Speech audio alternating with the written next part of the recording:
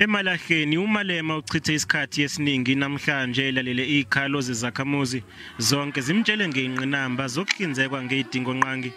Sicela ke sirecognize ngoba thina abantu basemkhukhwini asaziwa ukuthi singabantu. eSanda Village sina 27 years sihlala khona, no service, no what, no anything. Indawo yaseMalaheni isizinda sezomnotho saseMpumalanga njengoba inezikhungo eziphehla ugesi ngamalahle ezimbalwa. Zikhona nezimayini zamalahle kulo masipala kepha isibalo sabantu abangasebenzi siphezulu kakhulu. There used to be a steel factory that employed not less than 3,000 people.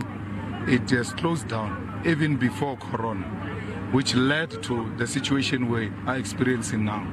There's no plan to revive it.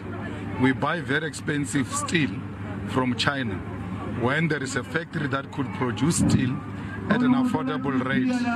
uMalema uphinde waxela nasodabeni lwabantu asebekhulile wathembisa ngokuthi uzoyiphinda kabili imali yabo yesibonelelo sikahulumeni uma bengavotela iqembu lakhe.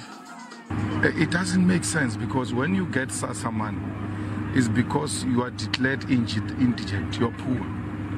Why do you say they are poor, you're giving them money of SASSA, which is not even enough, and then you make them pay water and electricity?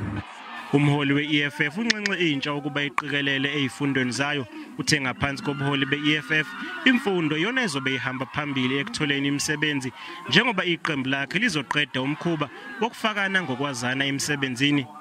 Uphinde waxeka umbono kaMengameli wezwe uCyril Ramaphosa othi intsha yakuleli ayinawo amakhono adingekayo ukuze ithole imisebenzi. The youth is completely neglected. They don't get job opportunities. The president says they don't have skills, and we challenge him to advertise the jobs.